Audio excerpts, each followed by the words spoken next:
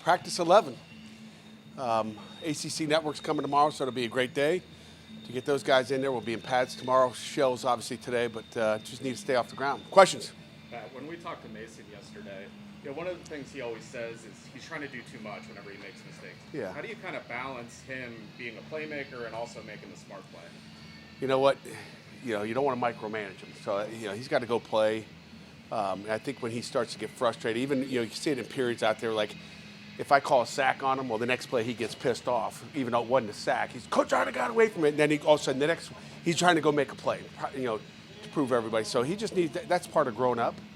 And we don't want to take his playmaking ability away from him. And so, again, there's some give and take, and he's not going to be perfect. That's the big thing. No one's perfect out there. We're not perfect, and we don't expect him to be. We need him to play within the framework of the offense, but also understand, the team is riding on his shoulders. Pat, on that same note, he was talking to us yesterday about just getting a few seconds better in a number of things. Maybe getting the guys set up on offense, a few seconds quicker recognition of what the defense is throwing at him. When you stack that kind of stuff up over the course of the season, are those the kind of improvements that can really translate to wins? No question about it. It's those tiny little details. And I tell our guys all the time, if you take care of the little things, the big things take care of themselves. But it's all those little things. I don't care if it's cleaning your locker room or getting the ball snapped faster, get the receiver set faster, making sure the running back knows that maybe there's a corner blitz coming. Just, little things. And what happened yesterday, I was sitting in a quarterback meeting with the quarterbacks and Coach Bell, and one of our young, Corey says, Coach, I knew the corner was coming because the receiver told me. I was like, and I just spoke up. I said, did you tell the running back? Because he's got to pick it up. That's great. You two got a little conversation going on, but let everybody know. Over communicate. And those are little things that, you just keep getting better as you grow. I feel like we haven't talked about him since the beginning of camp, but what kind of camp that Narduzzi had, and how many did you get a lot of touches on during the scrimmage? I want to say he got touches. I don't know. I don't count touches. I count plays. Probably about 15 plays. We wanted to see what those younger guys. We know what Boosie's got, but probably had 15 plays and and cut it off. I don't need to see that, and I could have cut Mason off earlier too, just to see the quarterbacks. But I'm doing a good job with that whistle, and he gets mad when I call sacks. But it's a game. We talked about defensive tackle the other day.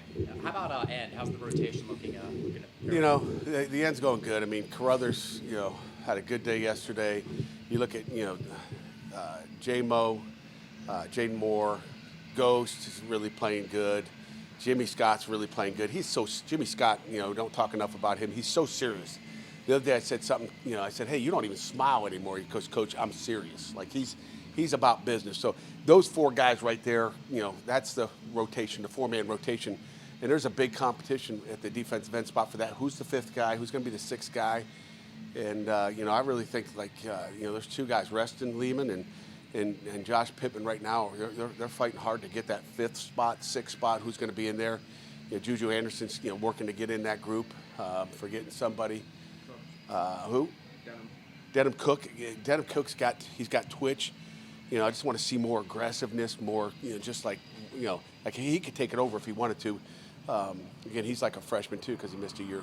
How's wrestling kind of impressed you so far as a freshman? Motor. That's the biggest thing is motor. He's about 235 pounds. He needs to put a little bit of weight on. But he gets bounced around, he just keeps going. It doesn't matter. This guy's got a great motor. I love his attitude every day. What's the key for a freshman who kind of steps up the first 2 weeks of camp and sustain it the rest of the way, I guess? Say that again now? When a freshman, sometimes they impress early. But that's the norm. But how do they kind of overcome that wall? How do they overcome it? They just got to keep pushing and put more time in it. Usually it's the mental part of the game, and sometimes the physical part of it. But to me, it's usually you hit that mental wall, not the physical wall. Because we try to take care of the bodies. They do a great job recovering in the weight room and in the training room, the cold tubs. But it's usually the mental. And again, you got to put more effort in because the installs keep coming.